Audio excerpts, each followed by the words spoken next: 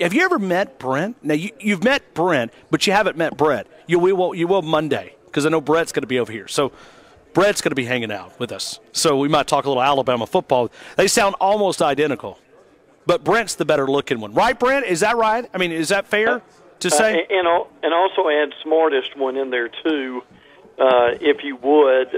There was a funny thing that happened, Ryan. As a matter of fact, after the Sugar Bowl, and you know this because you were standing right next to Brett, there were a lot of people who took snapshots of you and Brett standing behind Coach Saban, and there were a lot of people that were asking me about that, and I was telling them at first it was Brett, so they kept on saying it was great to see you, so after a while I just kind of let it go because I tried to tell them, but they wouldn't listen, so that was a fun sequence after the game.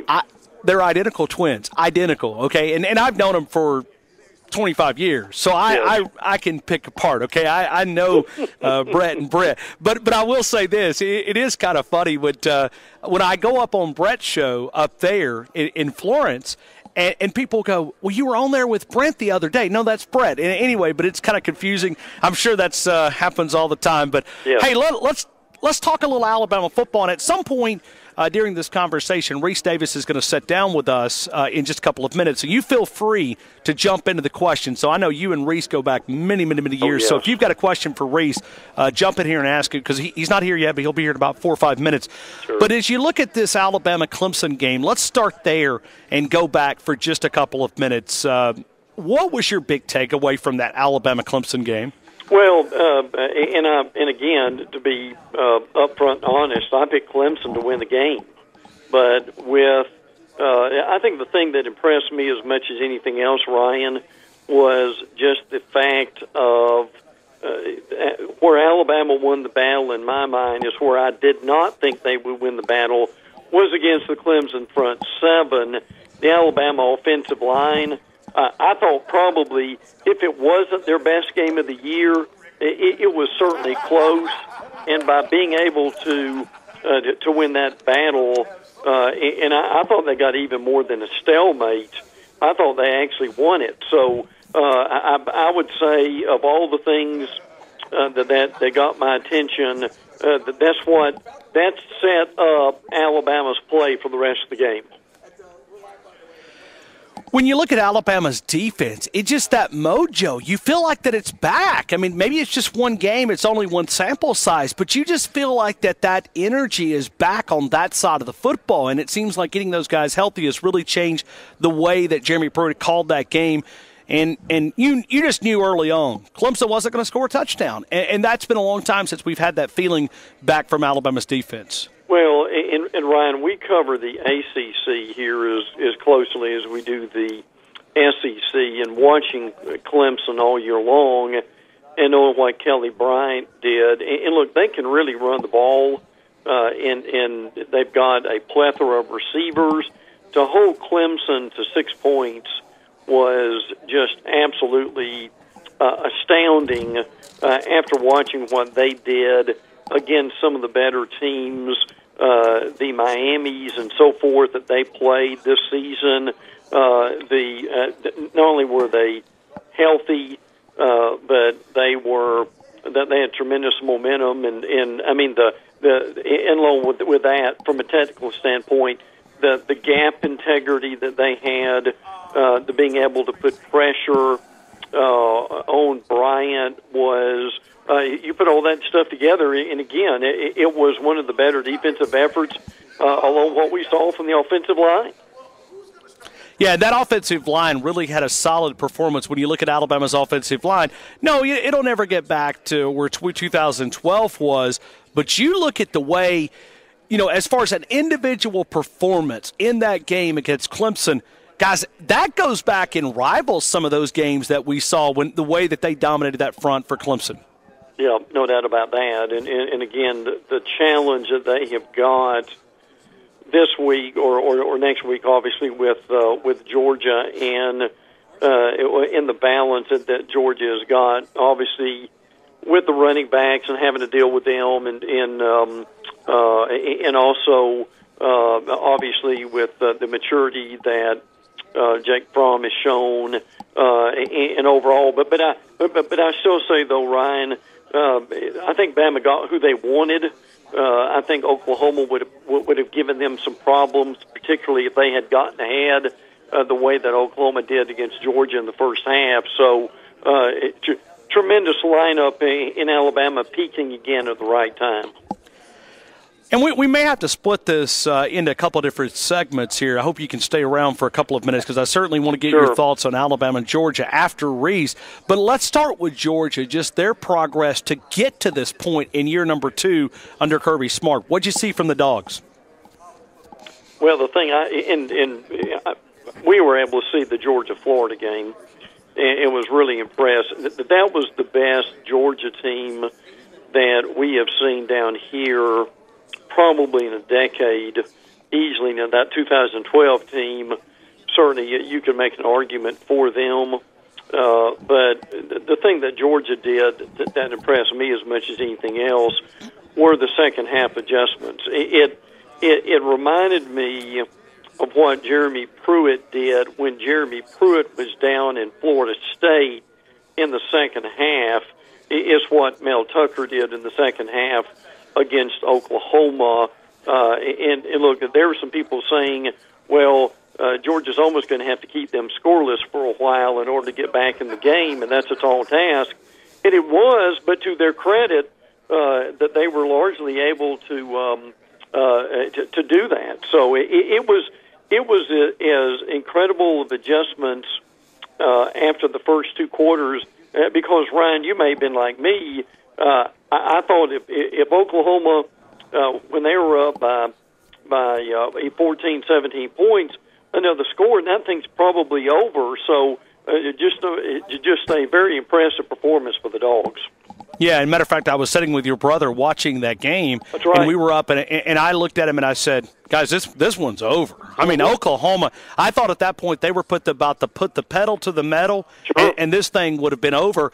And really, if you look at it, I even told a couple of different people, I said, I think it's just Oklahoma's year. I just think they're the team to beat. And what a halftime adjustment. So, to me, that would also be part of the Nick Saban message on Monday is if you've got a chance, you got to deliver the knockout punch. I mean, you got to keep your foot on the gas and not let it up. And I'm sure Lincoln Riley will probably learn from that. Too many weapons on this Georgia team in order to try to overlook anything like that or think that you've got them beat. I mean, not only do you have to deal with Sony Michel and Nick Chubb, but you've also now got to deal with DeAndre Swift and the Holyfield kid, who can certainly step up and play big themselves. So there's no doubt about that. There can be no letdown in a game like this. Yeah.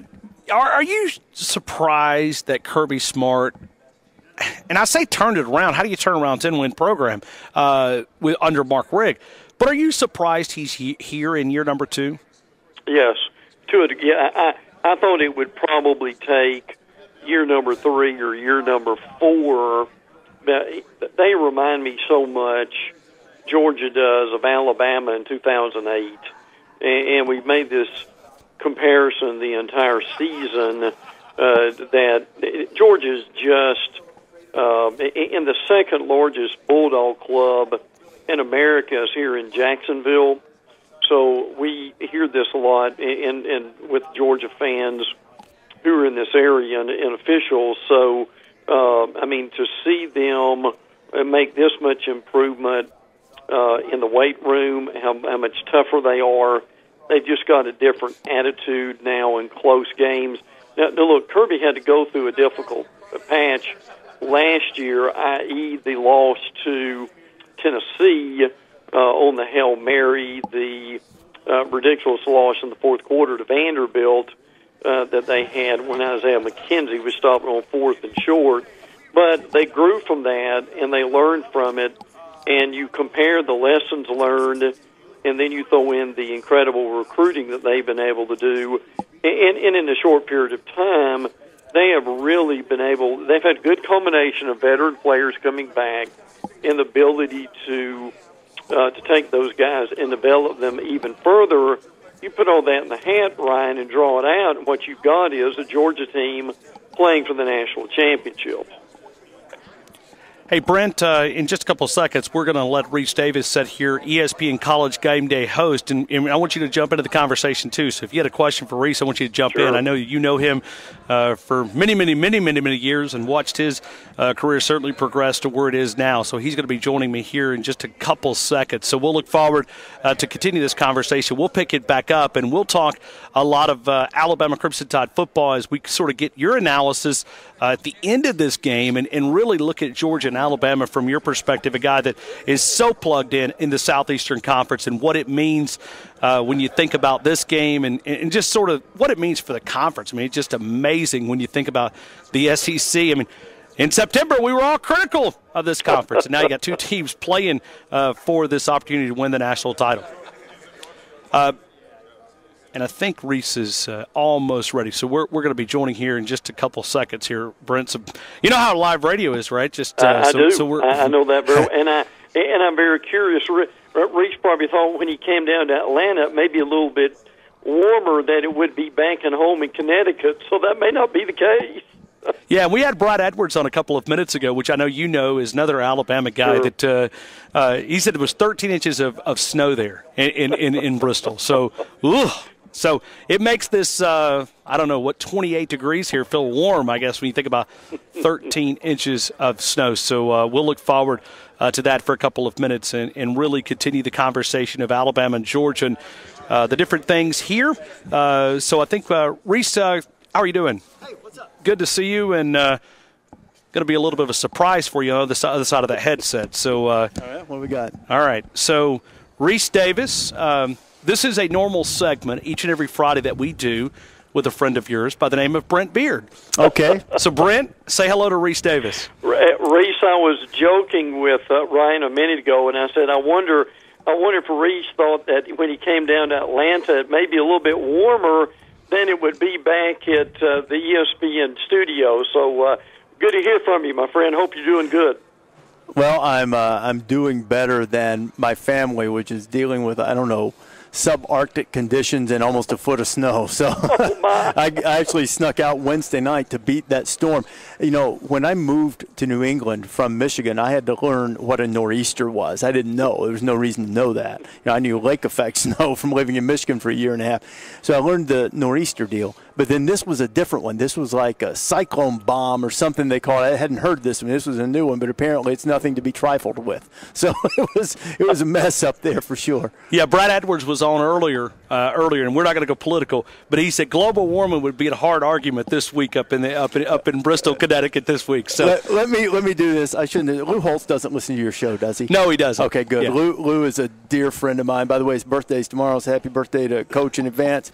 I don't like to do my Holtz imitation when I think he might hear it, but when Lou does not like to be cold. That's why he lives in Orlando. So whenever it would get a little cold in the studio or be cold outside, Lou would go, "Thank goodness for that global warming, or it really would be cold." But so I guess that's awesome. That's what you say now. But, that is awesome. My wife says, I don't know that you would know how to communicate with people if you hadn't spent 10 years with Coach Holtz. She'll roll her eyes at me. People will say, "How are you doing today, Rece?" And I'll say, "Don't tell people about your problems. 90% don't care, and the other 10% are glad you got them." Right there. So But this is a crazy question that leads into broadcasting, and we'll get to the Alabama Georgia. How do you guys manage it out there when you're on the set and it's just like freezing and you see the smoke coming out of every breath? I mean, how do you talk? I mean, how do you keep your they pamper us to a ridiculous level. Oh, I don't believe. Look, there are electric blankets and heaters and stuff. It's still cold. Don't get me wrong, but at least it keeps it from being. It keeps you from getting lockjaw or something, so you can't move.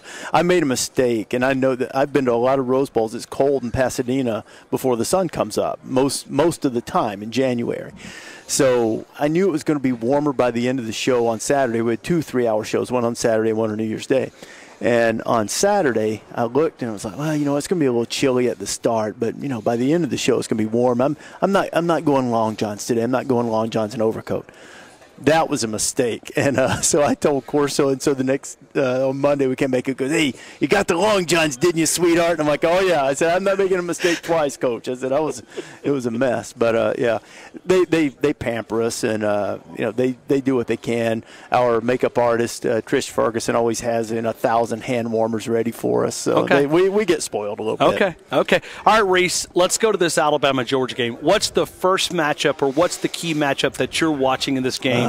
That's a tough one for the first. I think the first thing that jumps to mind is I think Georgia will sell out to try to stop Alabama from running. And so I think there will have to be some plays made in the passing game.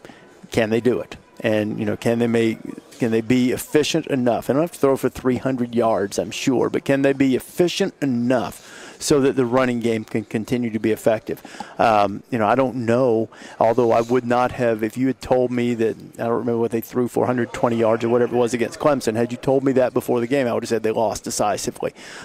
So there are other factors that could come into play, but I think that'll be one. They'll have to have enough balance on offense to be able to be effective. I think that would be the first thing I would look at, and then obviously the second thing is nobody has over the years has really proven to be able to just line up and run the ball in Alabama.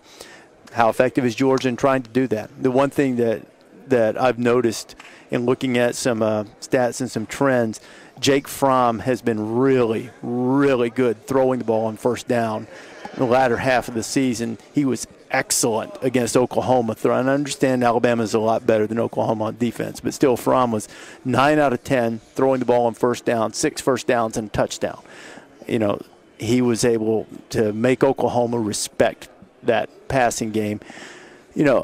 Can he have that type of effectiveness against Alabama as well? So really, I think a lot of it is on both quarterbacks to see what type of plays they can make to take some pressure off their respective running games. Hey, Brent, jump in here and ask Rece a question. Rece, Ryan and I were talking a little bit earlier about the progress that Kirby Smart has made to this point, and what we kind of looked at the similar to what Alabama did in Nick Saban's second year in 2008.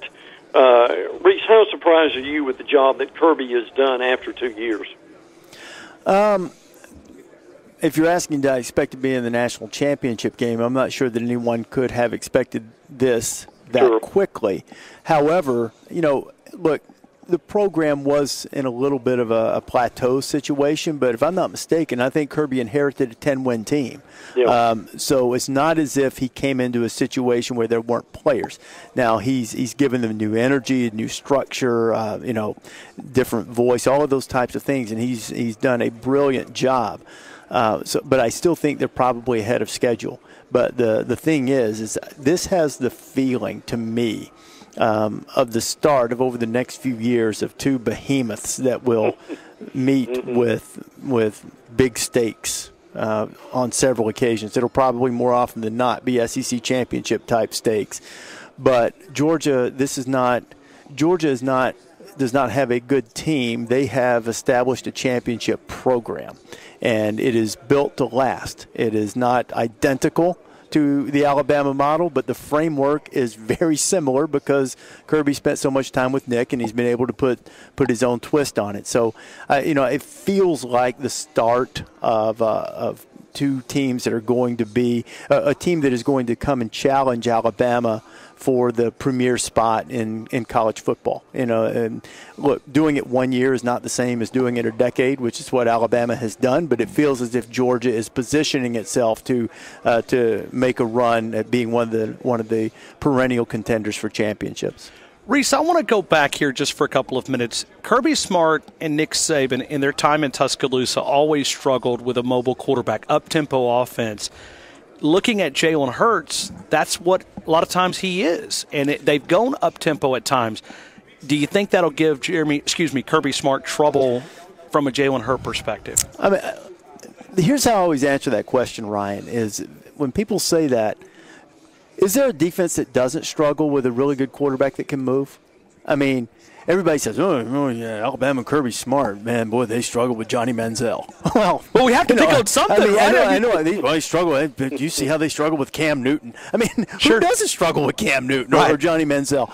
So I don't always think it's just the structure, but I think any defensive coach will tell you that if you have a quarterback who's a threat as a runner back there, whether it's the proverbial getting the extra man in the run scheme, blocking and all of that, or it's just making a play when the play breaks down, or maybe you have the right defense, the right blitz called, and he gets away. Those types of things can be dangerous and create problems. So I don't think there's any question that Jalen will present problems for them. I mean, Jalen presents problems for everybody. I mean, because he's a terrific football player.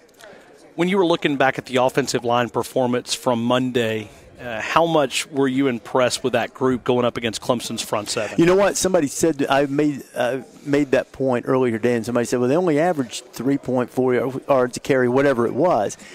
And I said, but when they weren't able to throw effectively, I said they ran effectively enough, and they were physical, and at the very worst, they neutralized the front four that I believe, with all due respect to Ohio State's, which is also excellent, so you're splitting hairs here. But Clemson's the best front four in college football, and they still are, regardless of what happened the other night. And Alabama, at worst, neutralized them, and they made some plays. And I thought they did a really nice job. They were tough, they were physical, they were aggressive, and they were dealing with first-round draft picks up there. I mean, Wilkins and Lawrence and Cleveland Farrell and Bryant, those are dudes now, and they did a good job against them, I thought. Brent, anything else? Yeah, Rece, field position, the kicking game. Blankenship had that 55-yarder for Clemson. J.K. Scott has just been an incredible weapon for Alabama. How important could this kicking game be on Monday night? It could be huge, and I think that, Georgia has a good punter, too. I'd take J.K. Scott over anybody in the country as a punter, but I think Georgia has an advantage, a field goal kicker. I mean, Blankenship has been really good, and that 55-yarder that he hit right before the half, which proved to be huge in the end, was also the longest field goal kicked in any bowl game in 30 years. And he ran out there and knocked it through, and he's been a clutch guy for them. So yeah, it could be really, really big. Return game. Hardman's dangerous for Georgia as a return guy. While Alabama hasn't had great success in the return game this year, I do think they have guys that are capable. I think Diggs is a capable return guy. Henry Ruggs, if that's who they have back there in kickoffs, I think is a dynamic guy. So there are certainly capable guys on both sides of making big plays in the return game. And then obviously, probably the one thing that has been a bugaboo from time to time for Alabama over the last several years has been consistency in field goal kicking. And, that dates back several years. And, I think Papanastis has had a good season. But, I don't know that he quite has the range that Blankenship does, and he's had a good season. Alabama, I'm sure, is hoping that he'll be able to knock the ones through when they have to settle for field goals. But the idea is not the idea, Brent, is if you can follow the Spurrier approach. Field goals, we don't kick many of those. No, don't kick field goals. Although we kicked a bunch at South Carolina, but not very as many at Florida. Yeah. What style of play, what style of game are you expecting on Monday? If you like the type of game where everybody's all spread out and everybody's chasing everybody and running up and down the field, this game's not for you. I mean, if you like football where people hit each other and you run the ball and you still have dynamic, explosive athletes who can make big plays, then this game is for you. So I expect a really physical, tough game that will probably turn on 4 or 5 plays, whether those plays are mistakes or whether those plays are just simply an athlete making a play or a great throw or a great run or slipping a tackle or making a tackle. I think, it sounds cliche and you'd like to say, okay, well, here's the big secret of the game. To me, it's probably these are two evenly matched teams that it's going to turn on who makes a play at a critical moment. All right, so you always ask this question generally on Saturday morning, and I'm going to ask it to you. Which way you're leaning? You always say, give me a lean. Give me a lean, Kirk. You're not able to call it because you're calling the game, but give me a lean. I'm leaning slightly to Alabama right now, and full disclosure here, I thought Clemson would beat Alabama. In fact, I was completely wrong in the semifinals. I had Clemson and Oklahoma, though when I got to Pasadena, I started getting a little bit of a vibe that Georgia might have a little something for them, but I picked Clemson and Oklahoma to win the semifinal games. So maybe my pick's not good. Maybe everybody's now saying, it's listening to you saying, pick Georgia. But I leaned to Alabama just a little bit. And as much as I like Jake Fromm, and I think he is a terrific young quarterback, that whole style of offense, and you mentioned it earlier, the mobile quarterback. Jake's a better athlete than he gets credit for, but he's not Johnny Manziel or even Baker in terms of escapability. It's been a long time since a quarterback like that has beaten them. I guess you could say Cardell Jones, but Cardell with his size still made a lot of big plays and big first downs on scrambles, on running. I don't know if we get that from Jake. So I think because of that, I think the Jennings injury is huge because, to me, he was the best player on the field in New Orleans the other night. So I think that's a big loss for Alabama. But I lean a little bit to Alabama, but I'm not going to be surprised either way. Rece Davis, host of ESPN College Game Day. Rece, as always, thanks for swinging by and giving us some time this afternoon talking some Alabama-Georgia football in the national championship. Nick Saban has a chance to tie Coach Bryant. Yep. Monday night. Yeah, it's a big deal. I don't think it impacts his legacy. I still believe, with all due respect to Coach Bryant, who I, grew up following and admiring and, all of that type of thing, if you have me list and I have to split the eyelashes, between the two and between all of the coaches, Nick Saban, I think, is the greatest college football coach ever. And, whether he wins or loses on Monday night won't impact the way I think about that. But for those who like to count championships, that will certainly be a milestone if Alabama were to win the game. Hey, Brent, you hold on through this break, and I'm going to let Rece go, and certainly appreciate you guys connecting there and talk a little Alabama football as well. Thank you, guys. What if Brent wants to go somewhere and do something else? No, Brent, we've always got Brent. I've already prearranged this because I knew you were going to say it. So what that means is you're paying him. Well, he's got a big talent fee. Does he? Yeah. Hey, Rece, and it's not enough either, but we appreciate it. So, but listen, great to hear from you, friend. Glad you're doing good. Okay, sounds good. Keep getting them checks, Brent.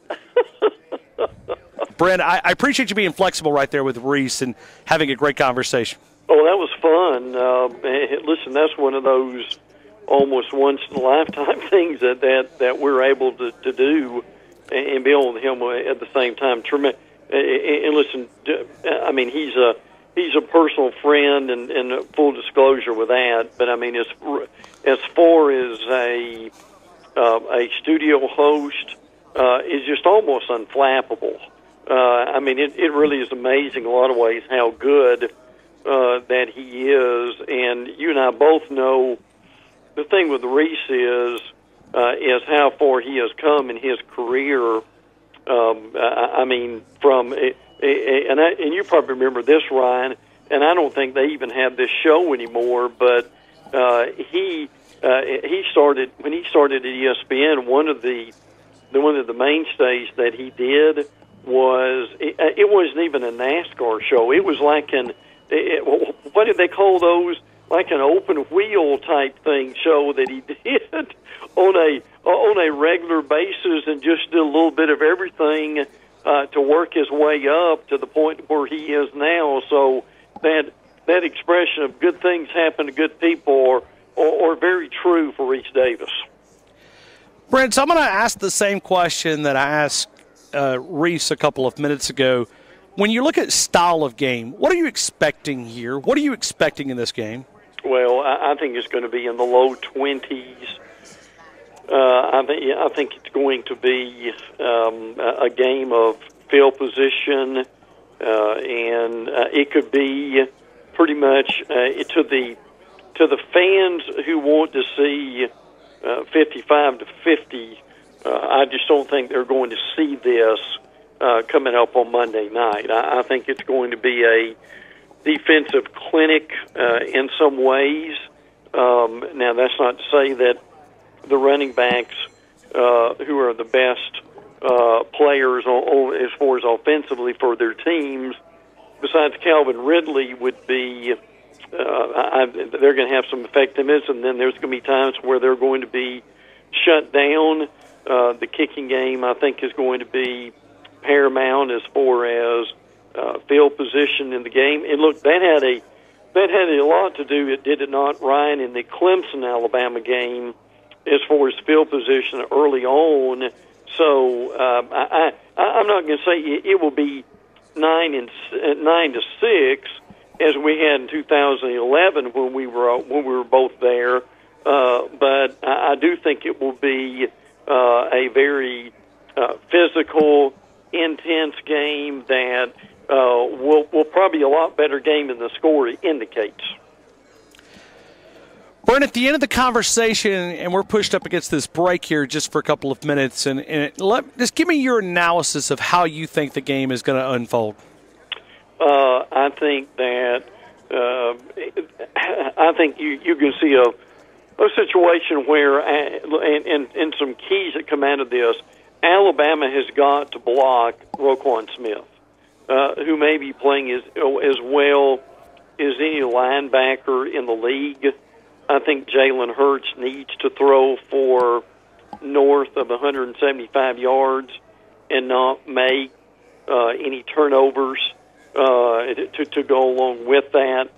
Bama's got to tackle well in space with these running backs, and particularly with Sony Michel and DeAndre Swift, as good as those guys have been. And the offensive line, again, like they did against Clemson, has got to get a stalemate at least with the Georgia defensive line at that point. I could see this being a very close, even maybe as they feel each other out, a scoreless game after the end of the first quarter, and then you've got maybe 10-7 type thing, and then they kind of loosen up somewhat, make adjustments in the second half.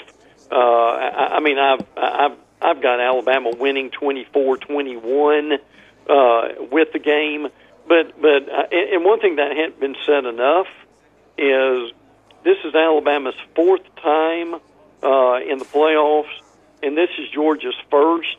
Ryan, I think that means something, doesn't it? No, I think it does, because you can explain to Jake Fromm everything about this atmosphere. Yes. Okay, you can explain, you can walk it through. Kirby Smart's been here. He can walk it through, and he can guide him, but there's no explaining until he walks out on that field. I'm talking about pregame. When you walk out there and you can feel that you're 60 minutes away from winning a national title, absolutely, that's when it will truly hit him. Everybody can explain. They can put him on with anybody they want to put it. They can put on with A.J. McCarron, which has won more national titles than anybody in quarterback in the college football in a long, long time. They can put him on with A.J., with Kirby Smart's connections. And there's nothing that he can explain until he walks out on that field by himself. True.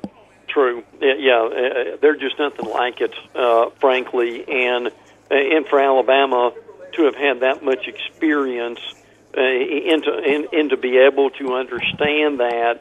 And look, when are you going to have your most nerves? And that's going to be when the game first starts.